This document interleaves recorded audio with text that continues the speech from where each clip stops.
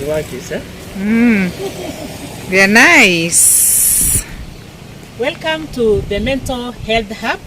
In this episode, I choose to focus on people who are doing the actual work on the ground.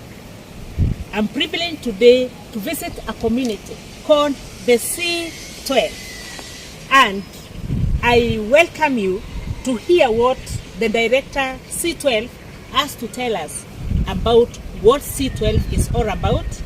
And remember, it is all about mental health.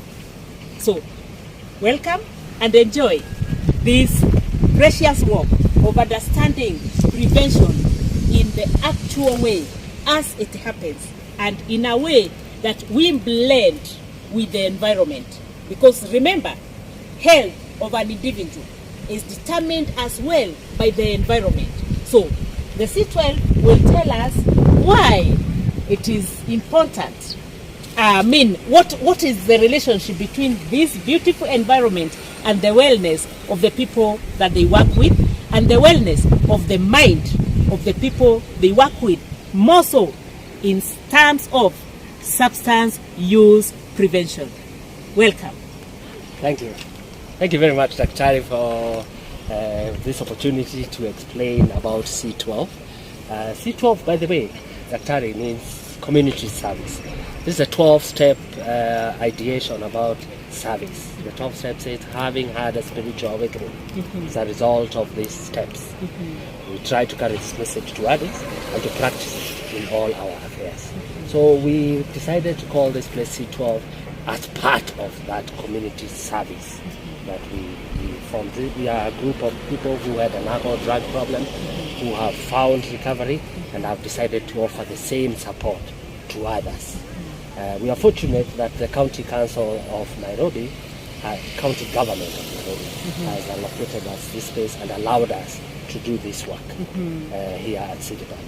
This is a very good environment, natural healing and ecotherapy happens here naturally. If you sit here, you relax with the monkeys, it has a lot very nice effects. Ecotherapy is a natural thing at Citibank. If you walk into this park, a long time ago, Daktari, people used to go to the forest for meditation. Yes. So this is the closest to a forest that people of Nairobi can access. And this is reserved for addictions and mental health space. This is where if you have any issue around addiction, any issue about mental health, you can come in and ask, where can you get help? So that's what C12 is about: ecotherapy, music therapy, 12-step programs, creative arts department, a studio for that matter, and a quick intervention about mental health issues. Those are the key components. We also have a health and nutrition component of wellness that has not formed yet, but that is one of the major most pillars of the C12 program. We have a very big market here that has very good organic food, and there is such a serious correlation between mental health, addictions, and nutrition. That's the latest, Daktari, as you are aware, those are some of the latest research showing that there's a high connectivity between what we eat and our overall health. So that is some of the things that we want to encourage here. So a number of things: 12-step meetings, arts and crafts, music therapy, mental health, quick help, and nutrition. So this place, somebody who is struggling with a substance use disorder, a family that is having somebody with a substance use disorder, a workplace that is having interventions to do with substance use disorder, can come here anytime and get somebody to enlighten them. Yes, anytime. And for the community. It's a community space. We actually don't pay anything to stay here. That is why we support. This is a community service. Yes. So people can come in for training that can be scheduled. A counselor can come and see somebody from here that can be scheduled. Training, short trainings for groups can be done. empowerment, programs of wellness can be done here. So this is the space for that. It's a recovery space. Recovery space. Yes. Wow. Recovery space with trees where I'm breathing. You breathe fresh air. Yes. Inside the city, Yes. you breathe fresh air. Yes. And you know today pollution is a big challenge. But the more trees we have, the less pollution that is in that area. And of course it affects the mental status of a person. Yes. It refreshes the person. So trees, as we say, they are life. Yes. And they bring life to the people who really need life, especially around people struggling with the substance use disorders. We actually developed, following on the president's very huge goal of 5 billion trees. Yes. We are going to play our part. Addicts and alcoholics and people seeking help will plant quite a number more trees. We coordinate from here. We work very closely with Kenya Forest Services.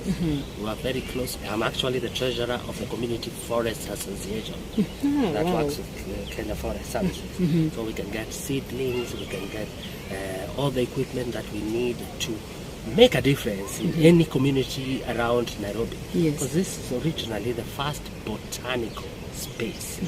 City Council, the city, this Nairobi. house at the back has a space for the botany. And we have a nursery at City Park. So we can play a big part in contributing and coordinating and planting trees to help with the carbon emissions. Yeah? As we try to treat ourselves, Yes. as we try to create awareness That's right. during the time of planting trees, during the nurturing of the trees, it's an opportunity also to pass the message about prevention. It's an opportunity to pass the message of hope. Yes. You have the substance use disorder, you have a problem of using alcohol, you have a problem of smoking, you have a problem of using this drug. This is how to go about it. Correct. And privilege that we also house APRAK. Yes. So then we can be able to connect these people to the services. That is correct. Thank you so Great. much. Karibu sana. Asante. Tuingie.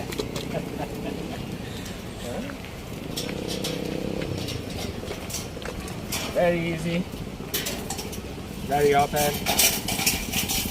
Karibu sana.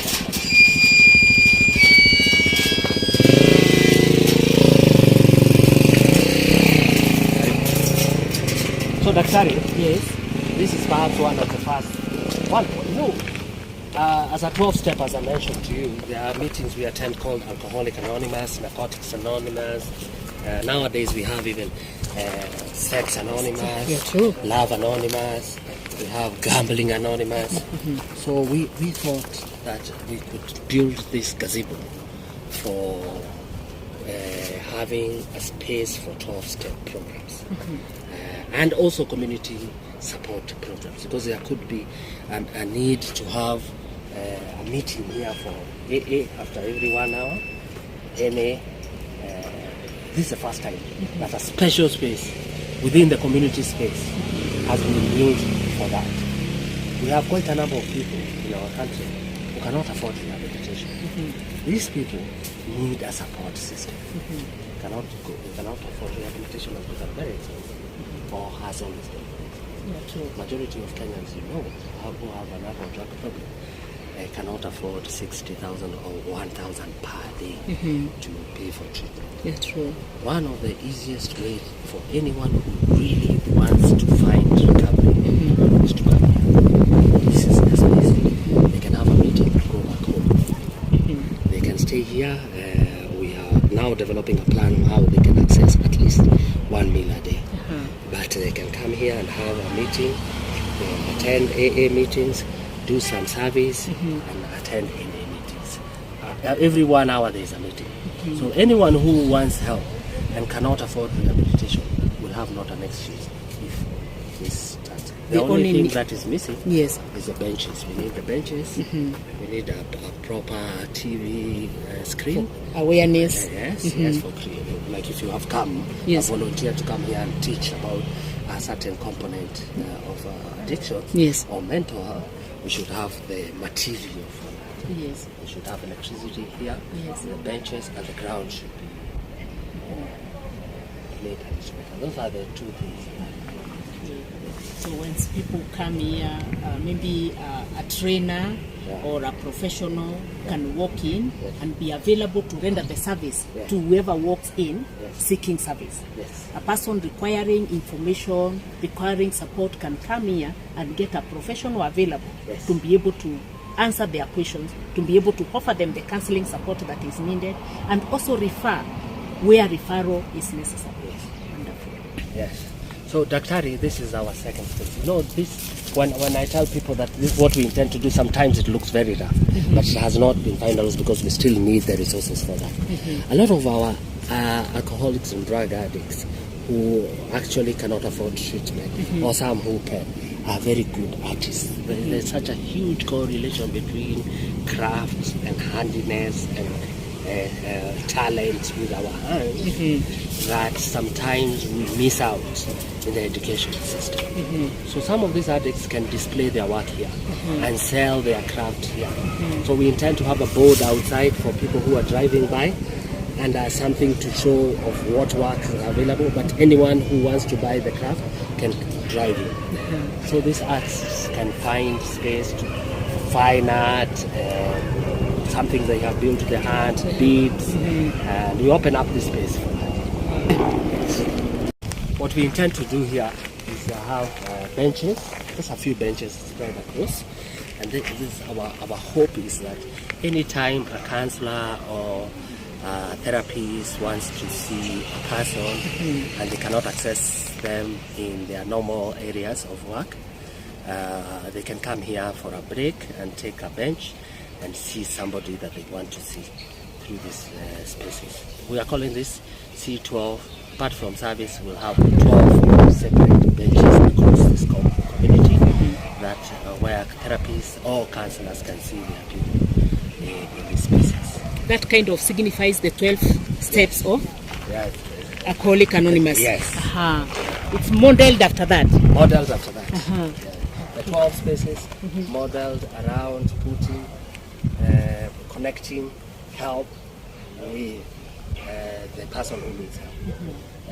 So you'll find a therapist and an addict, or a therapist and a person who's making some progress. You can meet across here, across this space.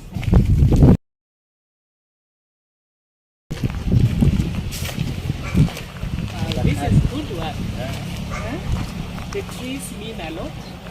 The environment is so calm, surrounded by the forest. You know. This is very therapeutic, and the animals complete the circle.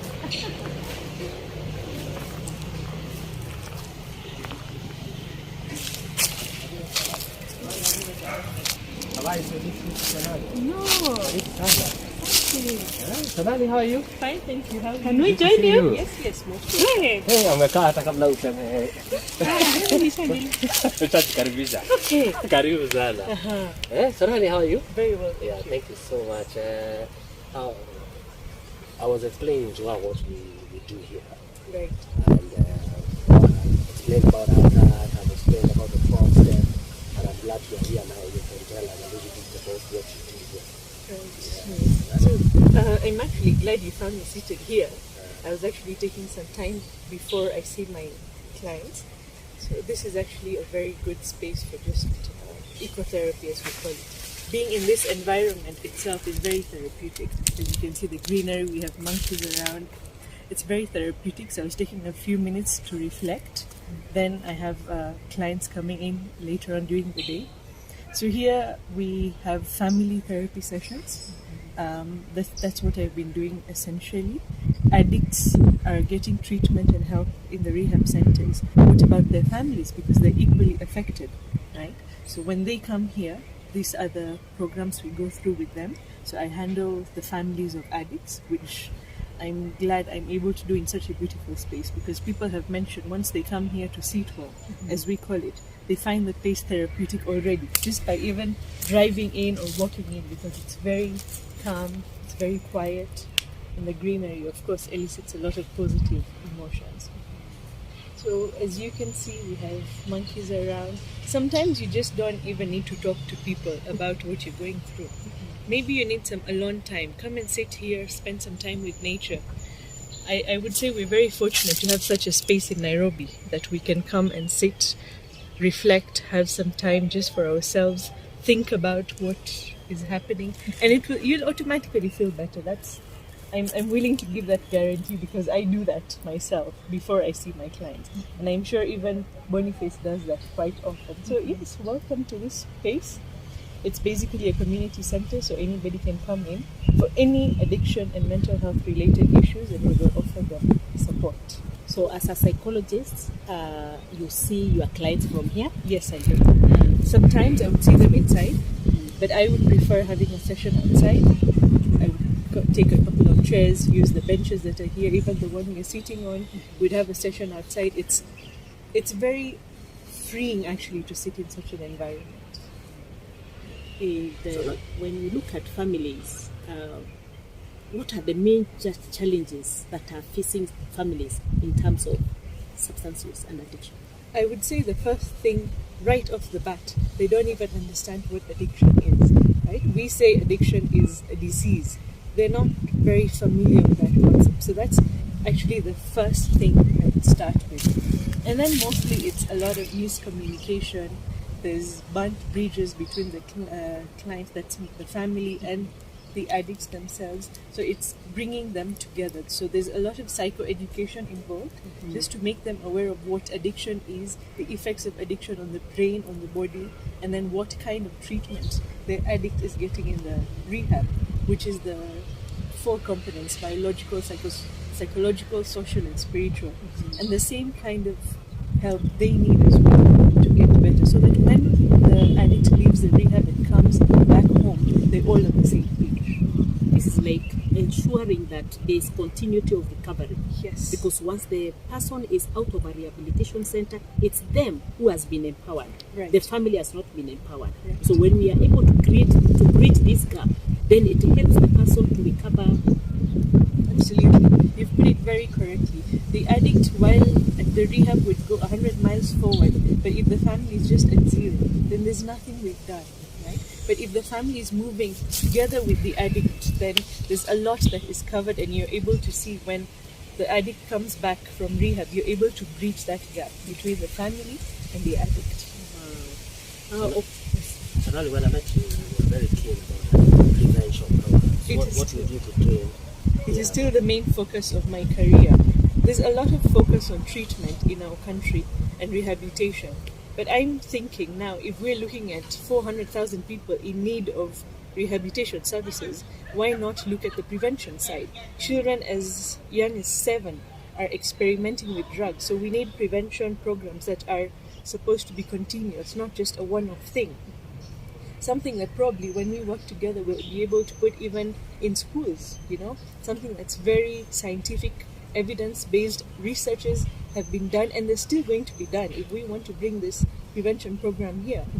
We have a very able professor who's been studying adolescents for the last 20-25 years, right? He's advising us on how to come up with these researches, and then we can now do the research throughout the country, get that data, use that to create the prevention modules. We already have 8 existing prevention modules, but then we need to now come down and see how is Kenya faring on with those prevention modules. And then once we have that, we start a pilot program. And eventually, it is my hope that we'll have prevention programs being run in schools. So because the school environment is a place of knowledge gathering, it's a place of development.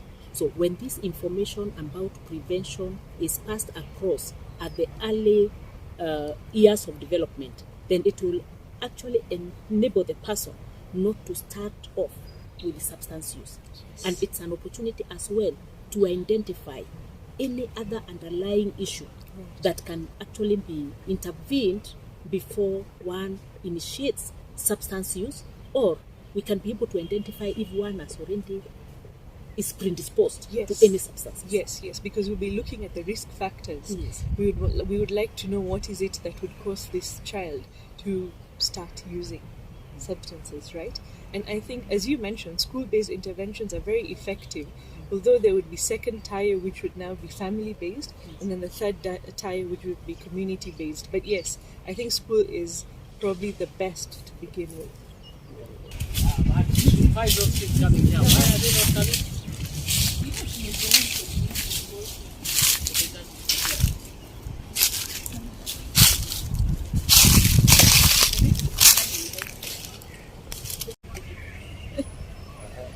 Hey.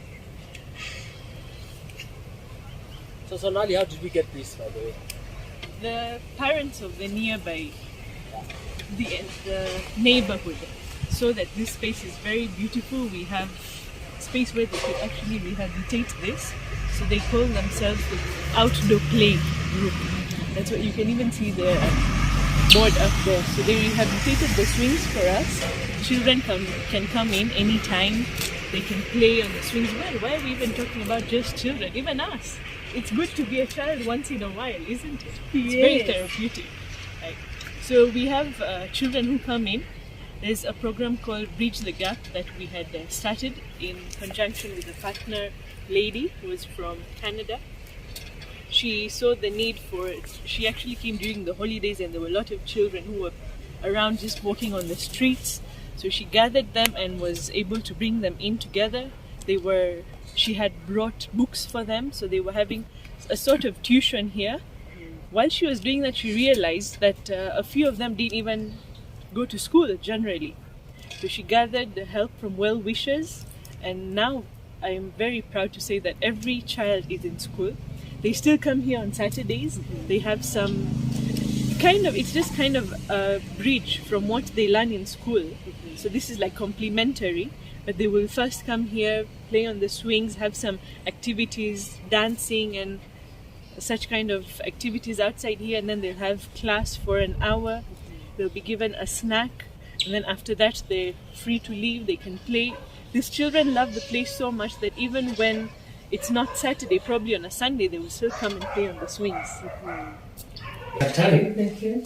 Yeah, so we can ask, what are you doing here? Yes, so this is part of the C12. Yes. So what does this involve? Yes. And what is it about? Yeah, thanks, Dr. Now, Dr. It's not going to be like this, just like in the many other places you've seen. It's a mental health room, and for only emergency interventions. A lot of times we find that there are quite a number of young people who have not necessarily addicts, but during the moments that they try for the first time, a lot of things can happen first time.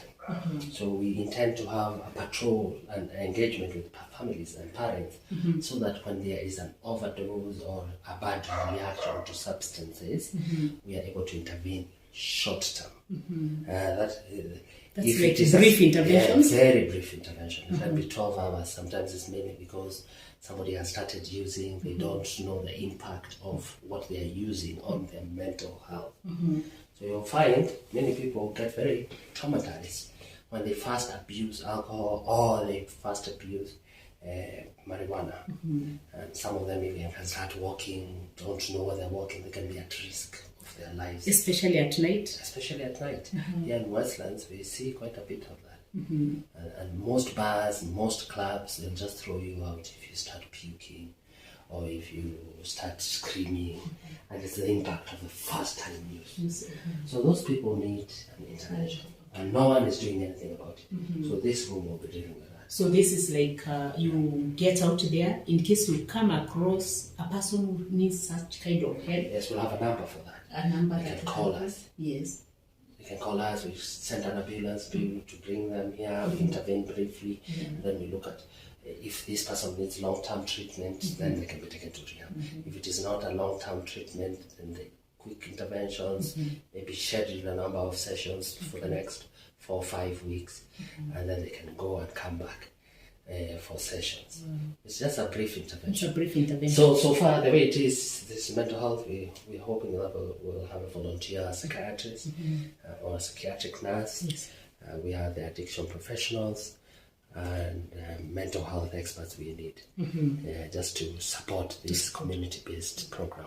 This is a very wonderful vision. Yes. This is something that really comes in handy Yes. Especially knowing, as you have put it, one would be introduced to a substance, even unknowingly. Yes. There are people's drinks that are spiked, yes. And you find that somebody actually starts reacting and they get out of control. So if that person is taken, and the first instance is not to be punished, but to be supported, yes. That will help the person even rediscover themselves and not actually become addicted, as it were.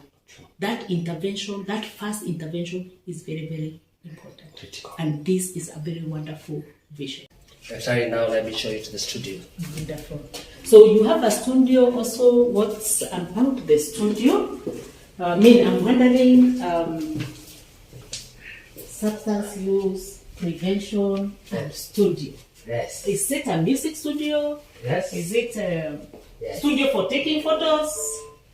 What it's about the studio? For music. No, originally, we found ourselves over time having a lot of creative artists with us. Mm-hmm.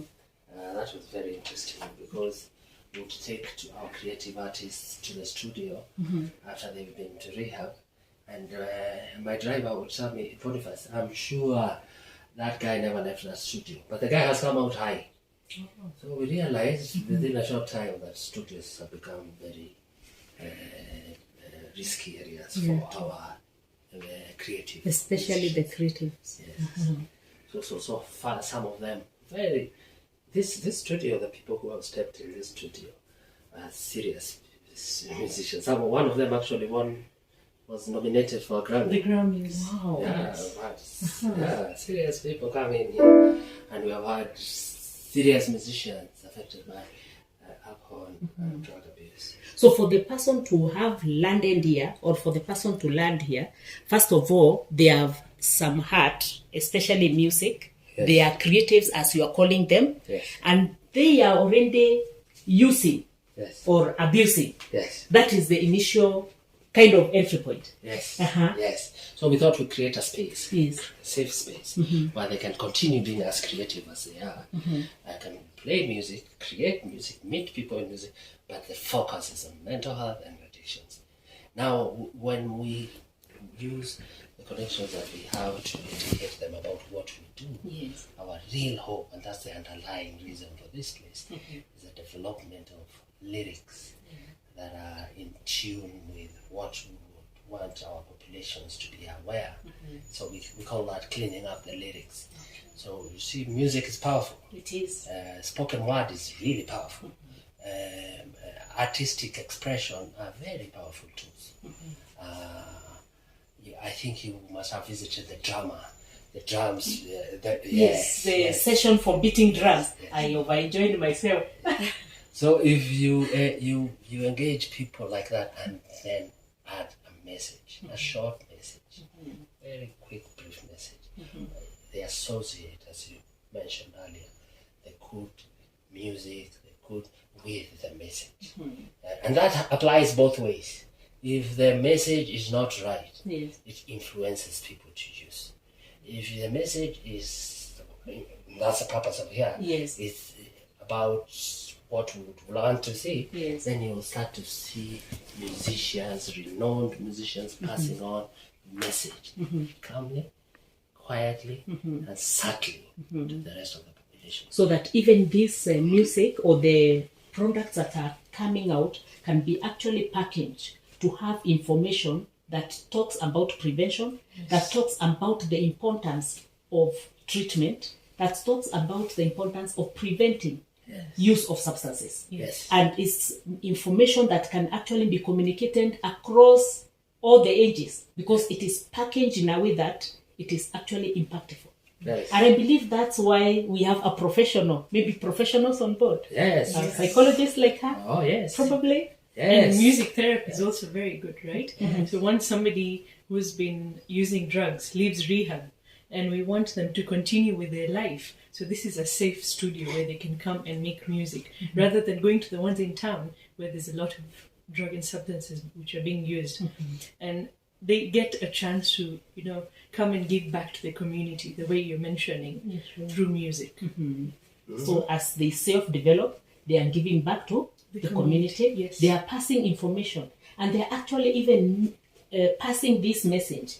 I was an abuser. Yes. I am recovering, but in the process of recovering, you can see there is hope. So even another person seeing the person that they thought actually has been written off by the society, even with the talent that they have.